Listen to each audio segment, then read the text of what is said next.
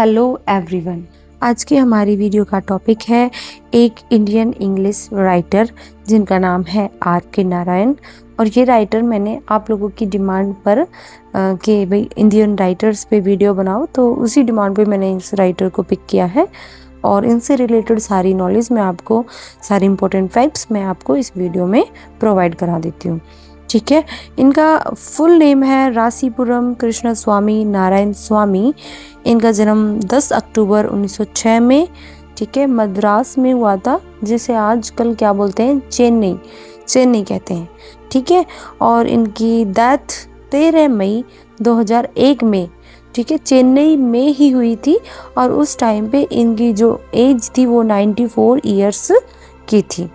ठीक है, अब इनके बारे में एक बात बहुत फेमस है कि ये अपने वर्क की एक फिक्शनल सेटिंग रखते थे। ठीक है, एक या दो वर्क्स को छोड़कर बाकी जितने भी इन्होंने वर्क लिखे हैं अपनी लाइफ में, उन सभी की सेटिंग इन्होंने ये फिक्शनल सेटिंग मालगुडी नाम की जगह को चुना है। और अपने वर्क्स में दिखाया है कि जो मालगुडी नाम की जगह है वो साउथ इंडियन टाउन में कहीं पे पड़ती है, सरयू नदी के तट पे स्थित है। तो कुछ उससे रिलेटेड ऐसी नॉलेज दी है। आपको बता दूँ ये एक फिक्शनल सेटिंग है, इस तरह का ना तो कोई टाउन है और ना ही किसी सरयू नदी के तट पे ऐसा कोई टाउन जो है सिचुएटेड है। ठीक है, तो ये एकदम फिक्शनल है, जैसे कि हमारे राइटर ने भी बता रखा कई बार। ठीक है, तो ये ऐसे इसने हमारे राइटर ने इसको ऐसे यूज़ किया like it is as a microcosm of India. ठीक है, ये एक छोटा सा टाउन पूरे इंडिया की प्रॉब्लम्स, उनकी जो समस्याएं, रहन सहन, सारी चीज़ों को मतलब कवर करता है।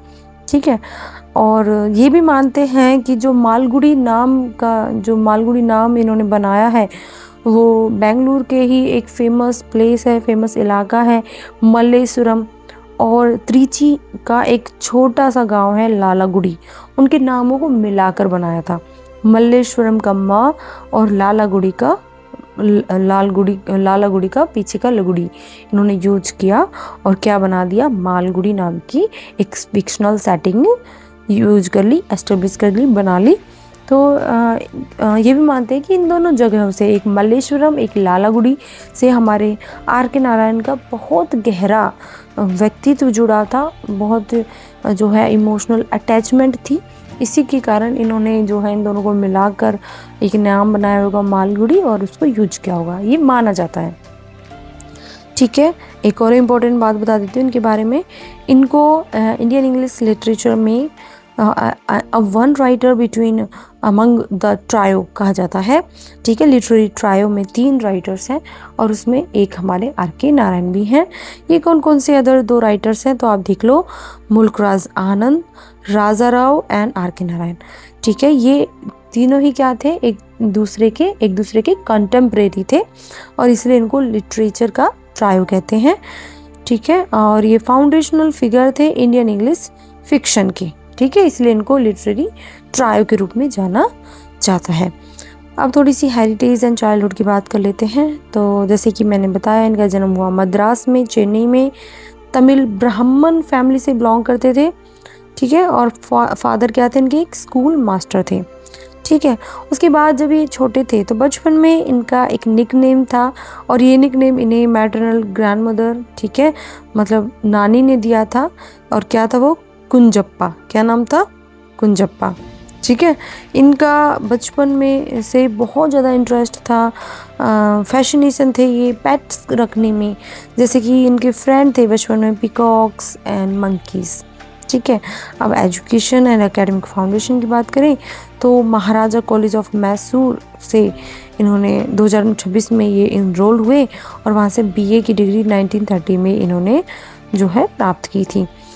अटेम्प्टेड टीचिंग एट ए स्कूल, फिर उन्होंने कोशिश की किसी स्कूल में पढ़ाने से स्टार्टिंग की इन्होंने, but resign after his first day to write full time. तो एक दिन के बाद ही इन्होंने रिज़ाइन कर दिया उस जॉब से, इनको बिल्कुल पसंद नहीं, it was just boring for him. Revered globally for introducing authentic Indian everyday life to English readers. अगर मैं कहूँ कि रियलिज्म का बहुत ज़्यादा यूज़ करते हैं तो एक सिंगल वर्ड में मैं इस लाइन को कवर कर सकती हूँ कि ये रियलिटी को दिखाते थे। ठीक है, रियलिज्म का बहुत ज़्यादा यूज़ करते थे। अब देखो, पहले टीचर के रूप में काम करने की शुरुआत की, लेकिन नहीं हुआ, एक दिन में ही इनको बोरियत हो गई। ठीक है, उसके बाद इन्होंने जर्नलिस्ट कैरियर बनाने की कोशिश भी की। ठीक है, began career writing for newspaper starting की, जैसे कि द हिंदू, द एटलांटिक, इन न्यूज़पेपर्स के लिए काम करना स्टार्ट किया। ठीक है, और अब बात कर लेते हैं इनके वर्क की। ये याद रखना कि इनका फर्स्ट पब्लिश्ड वर्क था, एंड ये वर्क इन्होंने खुद ओरिजिनल कोई वर्क नहीं लिखा, it was a book review of, एक वर्क था development of maritime laws of 17th century England, उसका बुक रिव्यू लिखा था। यहीं से इनका जो इंटरेस्ट जागा कि हाँ आई कैन राइट, मैं लिख सकता हूँ, और इन्होंने लिखने की स्टार्टिंग कर दी थी। ठीक है, अब मैंने बताया न्यूज़पेपर्स के लिए काम किया, ऐसे ही इन्होंने रिपोर्टर के रूप में भी काम किया, जैसे कि द जस्टिस, और एक फाउंड की एक जर्नल। ठीक है, खुद ने एक जर्नल, एक पत्रिका बनाई जिसका नाम था इंडियन थॉट। और एक और important fact about are K Narayan कि इन्होंने सिर्फ एक ही स्क्रीन प्ले लिखा अपनी लाइफ टाइम में, और ये स्क्रीन प्ले था, एक फिल्म थी मिस मालिनी, उसके लिए 1947 में, भाई उसके लिए स्क्रीन प्ले हमारे राइटर आर के नारायण ने लिखा था।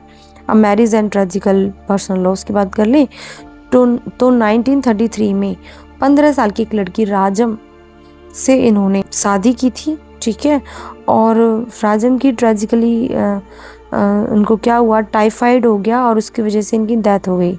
ठीक है, 1939 में। ठीक है, इतना छोटा सा ही लाइफ स्पैन रहा इन दोनों का आपस में। ठीक है, और उसके बाद इनकी डेथ हो गई टाइफाइड से, और टाइफाइड से डेथ होगी, दैट मीन्स उस टाइम पे टाइफाइड का इलाज नहीं था।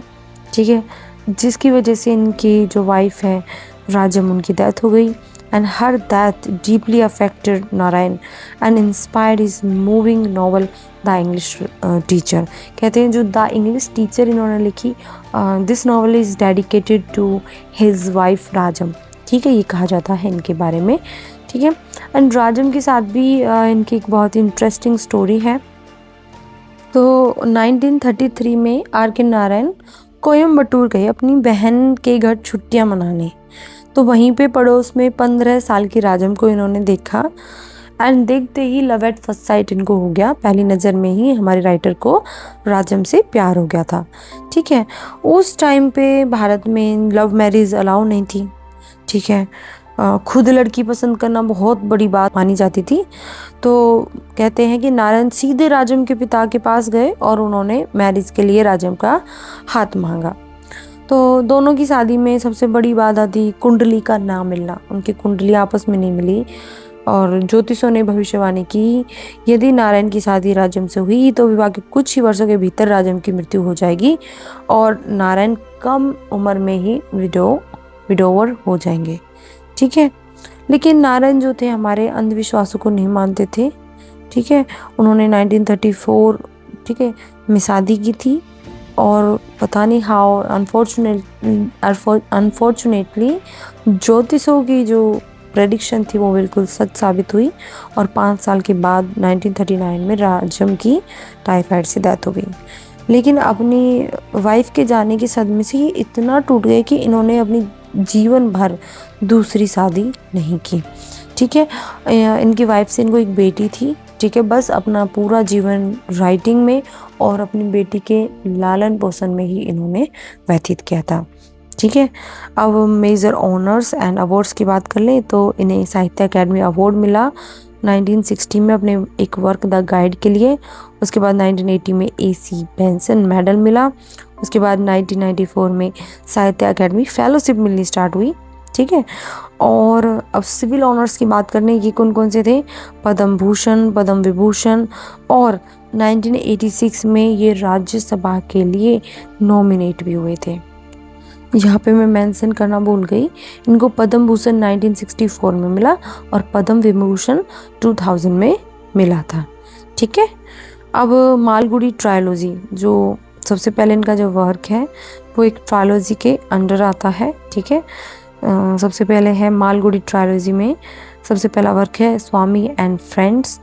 ठीक है, सबसे पहले ओरिजिनली जो इंटेंट टाइटल था हमारे राइटर का वो था स्वामी द टेट, लेकिन इन्होंने जब ये वर्क लिखा तो इंडिया में पब्लिशर्स ने इसको पब्लिश करने से इनकार कर दिया। उसके बाद इनके इंग्लैंड में एक फेमस राइटर हैं ग्राहम ग्रीन, वो आर के नारायण के अच्छे दोस्त थे, एक मेंटोर थे। आर के नारायण ने अपने इस वर्क की एक कॉपी उनके पास भेजी।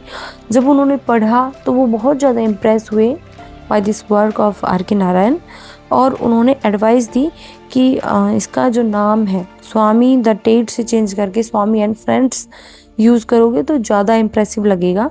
तो वही एडवाइस को हमारे राइटर ने फॉलो किया। और एक और बात बताती हूँ कि ग्राहम ग्रीन ही थे जिन्होंने इस वर्क को पब्लिश कराया था। ठीक है, अब ये जो वर्क है ब्रिटिश इंडिया में सेट है और इसमें यस वही मालगुडी नाम की सेटिंग रखी गई है। इसमें देखो स्कूल बॉय स्वामी है, उसके फ्रेंड है। फ्रेंड में कौन कौन है? मनी है, शंकर है, राजम है, सोमू है एंड सैमुअल है। ये इनकी क्या है कैरेक्टर है। मनी है वो बुली करता है, शंकर वेरी जीनियस, ठीक है, क्लास का टॉपर है, राजम पुलिस के चीफ का सन है, सोमू मॉनिटर है और सैमुअल को बोलते हैं द पी। नेक्स्ट वर्क है द बैचलर ऑफ आर्ट। ये मालगुडी ट्रायोलॉजी का सेकंड वर्क है, आप जैसे देख सकते हो ये मैंने यहाँ मेंशन किया हुआ है। तो कॉलेज स्टूडेंट है चंद्रन, वो प्यार में पड़ता है मालती के। ठीक है, इसमें स्टोरी है चंद्रन की, वो मालती से प्यार करता है लेकिन एस्ट्रोलॉजिकली मिसमैच हो जाती है कुंडली, मंगल दोष हो जाता है, जिसकी वजह से उसकी मैरिज जो है किसी और से कर दी जाती है। किसकी? मालती की। अब चंद्रन बहुत ज़्यादा हार्ट ब्रोकन हो गए और सन्यासी बनकर आवारा यूं ही घूमने लगे। इवेंचुअली वो अपने घर वापस आते हैं और उसकी जो शादी है सुशीला नाम की लड़की से कराई जाती है। इस नॉवल में दिखाया गया है कि वैसे तो इनको मालती से प्यार था, मालती की दूसरी शादी हो गई, लेकिन जब ये पहली बार सुशीला को देखता है तो उसको देखते ही पहली नज़र में उससे इनको प्यार हो जाता है। नेक्स्ट वर्क है द इंग्लिश टीचर। ये द मालगुडी ट्रायोलॉजी का थर्ड वर्क है। तो अब देख लेना कौन सा फर्स्ट पब्लिश हुआ, कौन सा सेकेंड और कौन सा थर्ड। ठीक है, ये फाइनल पार्ट है ट्रायोलॉजी का, जो मैंने बताया था ऊपर भी बताया है कि डेडिकेट था इनकी वाइफ राजम को। तो इसमें स्टोरी है, एक इंग्लिश लेक्चरर है कृष्णा, ठीक है, वो अपनी वाइफ को खो देता है। ठीक है, वाइफ का नाम है सुशीला, क्योंकि उसको क्या हो जाता है, टाइफाइड हो जाता है। देखो उसी रियल लाइफ अगर हम कहें कि ऑटोबायोग्राफिकल एलिमेंट्स का यूज़ है तो ये बात सच है। Enduring deep grief before finding spiritual peace and telepathic contact with her spirit. तो इसमें मतलब अपनी वाइफ की स्पिरिट से बात करता है, ये सारी चीज़ें दिखाई गई हैं। तो बहुत ज़्यादा ऑटोबायोग्राफिकल एलिमेंट यूज किए गए हैं। नेक्स्ट वर्क है द डार्क रूम। ये romantic operation versus victim dynamics को दिखाया गया है। तो एक वाइफ है सावित्री और उसको अब्यूज़ किया जाता है उसके हस्बैंड रमनी के द्वारा। ठीक है, ये एक अलाइड इंग्लैंड इंश्योरेंस है और जो रमनी है उसका अफेयर है एक शांता बाई नाम की लेडी से, और ये बात सावित्री को पता चल जाती है। उसके बाद भी वो क्या करती है, she retreats into the dark room in quiet rebellion. ठीक है, तो रिबेलियन भी कैसी है, विद्रोही भी कैसी है, क्वाइट। ठीक है, नेक्स्ट है मालगुडी डेज। तो 1942 में पब्लिश हुआ, शॉर्ट स्टोरी कलेक्शन है, वर्ल्ड रिनोड कलेक्शन है। ठीक है, पूरे संसार भर में जाना जाता है। ये डिपिक्ट करता है daily life, quirky human interactions and small town culture क्या था मालगुडी का, ये सारी चीज़ें बताता है। नेक्स्ट वर्क है द फाइनेंशियल एक्सपर्ट। ठीक है, ये एक तरह से सटायर है वेल्थ के ऊपर, 1952 में पब्लिश हुआ एंड इंस्पायर्ड है बाय द ट्रू स्टोरी। एक फाइनेंशियल जीनियस था मर्जया, उसके ऊपर। ठीक है, तो ये स्टोरी डिपिक्ट करती है मर्जया की लाइफ को। ठीक है, his rise from money lending under a banyan tree to immense fortune. ठीक है, पहले क्या करता था और एकदम से क्या बन गया, followed by tragic downfall triggered by his ungrateful son Balu. Son का नाम बालू। ठीक है, इधर उधर से करके जो है करप्शन के थ्रू पैसा कमा लेता है और ठीक है बड़ा आदमी बन जाता है, बहुत ज़्यादा फॉर्चून हो जाती है। एक्चुअली एक डॉक्टर होता है, आई थिंक डॉक्टर रन उनका नाम है, उसके वर्क को ही खुद पब्लिश करा लेता है जो उन्होंने लिखा था। और वो वर्क थोड़ा स्पिरिचुअल सेक्सुअलिटी पे बेस्ड था और इसलिए वो पब्लिश नहीं करा रहे थे, लेकिन इसको दे दिया और इसने करा लिया और इमीडिएट वो जो है फेमस हो गया था, जिसकी वजह से उनको बहुत ज़्यादा नाम और पैसा मिल गया मौर्य को और ये बहुत ज़्यादा फेमस हो गया था, बहुत ज़्यादा अमीर हो गया था। तो इस स्टोरी पे बेस्ड है, लेकिन इसका जो सन है वो बहुत ही ज़्यादा कामचोर एंड बिल्कुल भी अच्छा नहीं है, तो उसकी स्टोरी इसमें दिखाई गई है। नेक्स्ट वर्क है वेटिंग फॉर द महात्मा। ये महात्मा गांधी विजिट करेंगे मालगुड़ी की, उस पर ऐसे बेस्ड किया है। तो इसमें कैरेक्टर है श्री राम, जो भारती नाम की एक लड़की से प्यार करता है और जो भारती है एक एक्टिव क्विट इंडिया मूवमेंट की वर्कर है। ठीक है, तो श्री राम भी फ्रीडम मूवमेंट को ज्वाइन करता है और जेल जाता है। ठीक है, और स्टोरी एंड होती है इनकी एंगेजमेंट से। ठीक है, और ये एंगेजमेंट होती है राइट बिफोर गांधीज असैसिनेशन 1948 में, उनकी डेथ से पहले होती है, जो उनका मर्डर किया गया था उससे पहले। भारती नाम का जो कैरेक्टर है ये पर्सनिफाई कर रहा है, याद भी रखना नाम जो है वो पर्सनिफिकेशन के रूप में यूज़ किया गया है, तो ये पर्सनिफाई कर रहा है मदर इंडिया को। ठीक है, भारती मतलब भारत माता।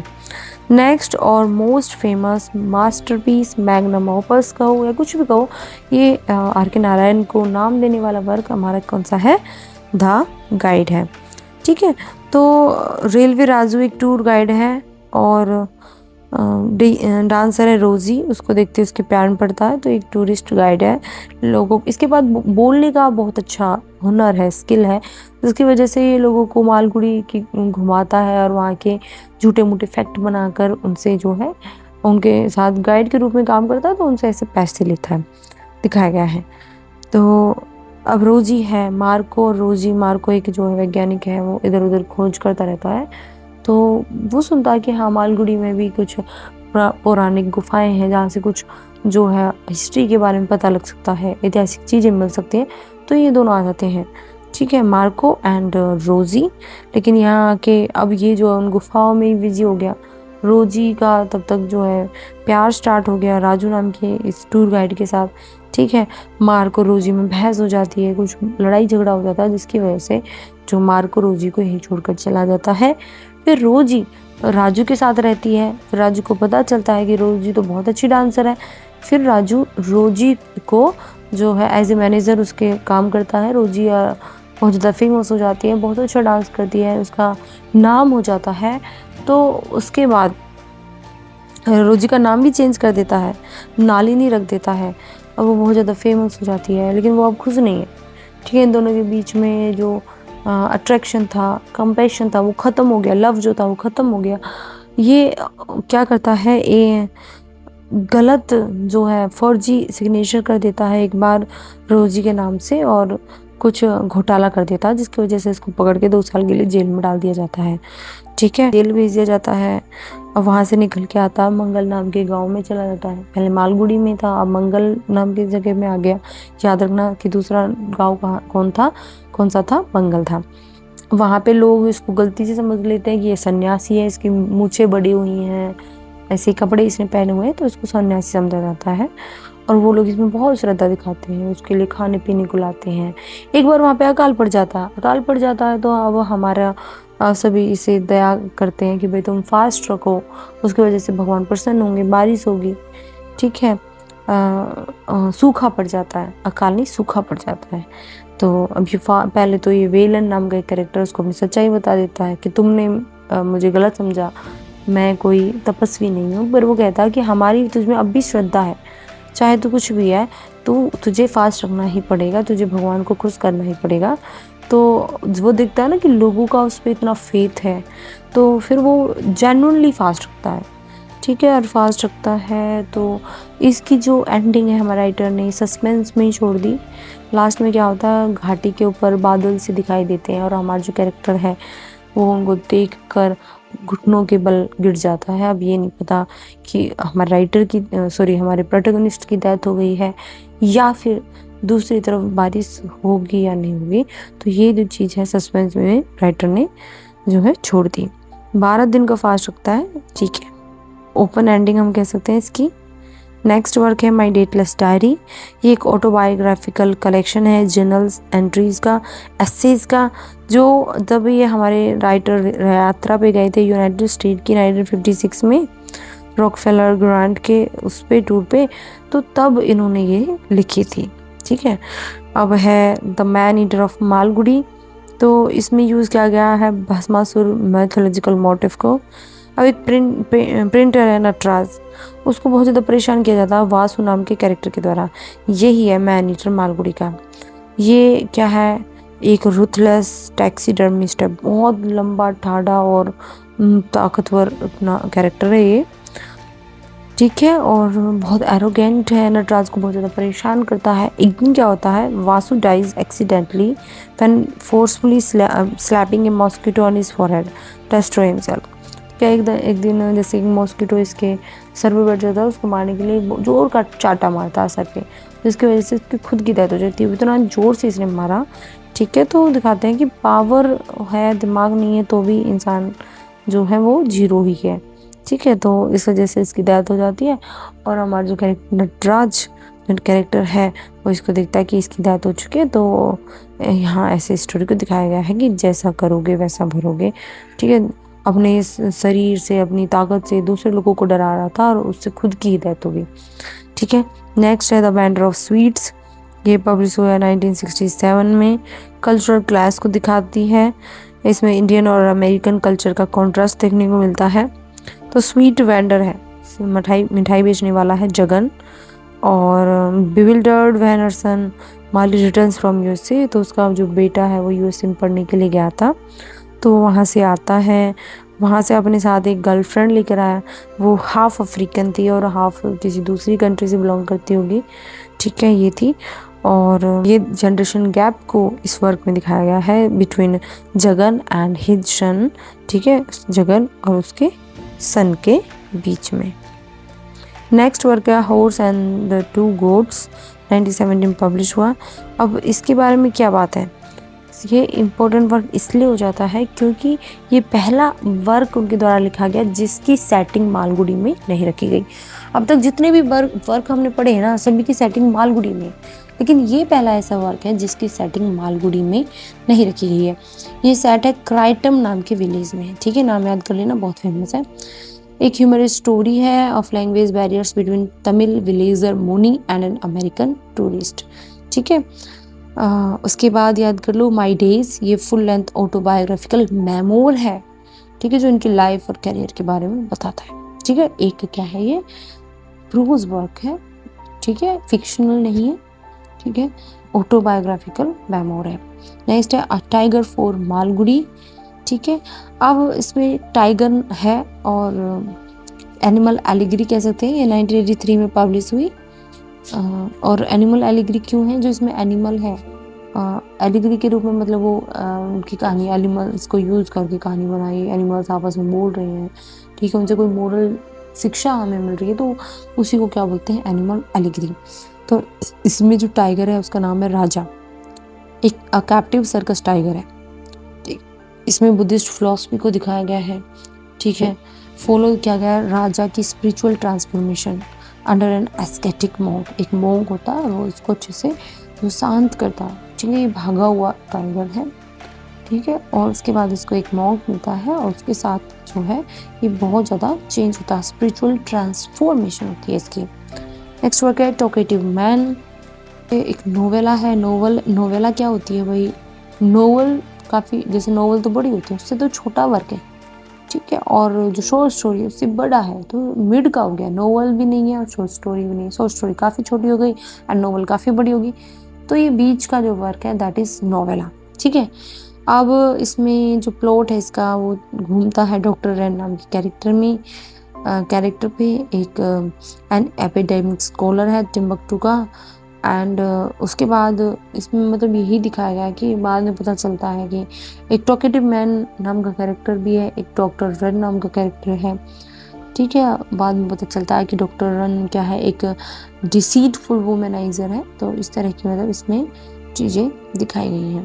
इसके बाद इनके जो mythological retelling and fine literary work है, उसमें हमारे राइटर ने द रामायण, द महाभारत, ये भी जो इंडियन एपिक हैं इनको दोबारा से लिखा था। Prose retelling of Indian epics, तो सबसे पहले है द रामायण, ठीक है, 1972 में ये इन्होंने लिखी एंड ये बेस्ड है कंबाज तमिल एपिक पे, ठीक है। तो रामायण लिखने के लिए इन्होंने जो संस्कृत की रामायण को चूज़ करने की बजाय तमिल के जो कंबा रामायण है उसको चूज़ किया और उसको उसकी रीटेलिंग की। तो नारायण ने वाल्मीकि रामायण के बजाय तमिल संस्करण को चुना, ठीक है, कंब रामायण को चुना, कंबा रामायण को, और उसका एक संक्षिप्त सा आधुनिक अंग्रेजी में मतलब मॉडर्न प्रोज का अनुवाद तैयार किया। इसके बाद 1978 में द महाभारत का भी इन्होंने जो है रीटेलिंग की, दोबारा से लिखी, कंडेंस्ड प्रोज रीटेलिंग, और ये क्या थी, व्यास की क्लासिक एपिक पर की जो वर्क है, क्लासिक एपिक ऋषि वेद व्यास की महाभारत, उसकी ही रीटेलिंग की थी। Mythological collection and non fiction में इनके वर्क हैं जैसे कि गोड, डेमन्स एंड अदर्स 1964 में, उसके बाद एमरल्ड रूट 1977 में, नेक्स्ट है नेक्स्ट संडे 1960 में, और राइटर्स नाइटमेयर 1988 में, और नेक्स्ट है अंडर द बैनियन ट्री 1985 में, ठीक है। ये वर्क है इनके नॉन फिक्शनल, ठीक है। नेक्स्ट फाइनल पब्लिश्ड वर्क की बात कर ले, ठीक है। जितना इम्पोर्टेंट डेब्यूट वर्क होता है, फर्स्ट वर्क होता है, उतना ही इम्पोर्टेंट राइटर का फाइनल वर्क होता है। तो ये था ग्रैंड मदर्स टेल, ठीक है, 1992 और 1993 के अराउंड ये पब्लिश हुई।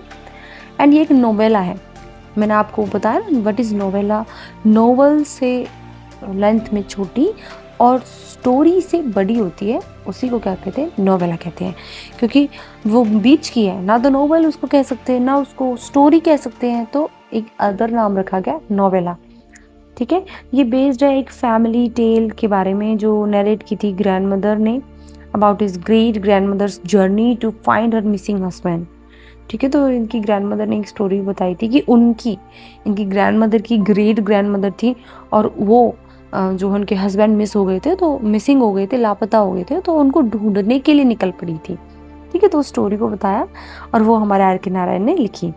तो this stands as a final published literary work of R K. Narayan, तो ये इनका फाइनल पब्लिश्ड लिटरेरी वर्क है, ठीक है।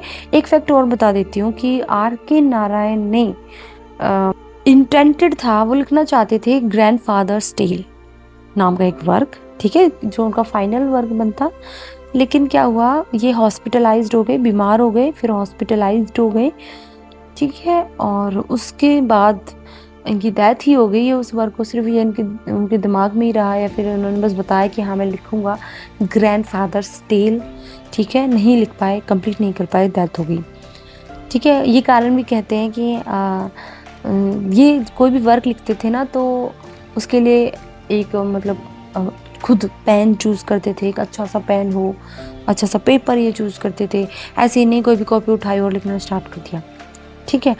तो जब डेथ से 2 या 3 दिन पहले इन्होंने डिमांड की कि मुझे एक पेपर पेन चाहिए, मैं ग्रैंडफादर्स टेल नाम का वर्क जो स्टार्ट करूँगा, लिखना स्टार्ट करूँगा, बट इनको अच्छा सा पेन पेपर प्रोवाइड नहीं हो सका, जिसकी वजह से इन्होंने लिखा भी नहीं, शुरुआत भी नहीं की लिखने की, एंड इनकी डेथ हो गई। तो this was the incident of his intended final work. Okay, it's it for today and thank you for watching.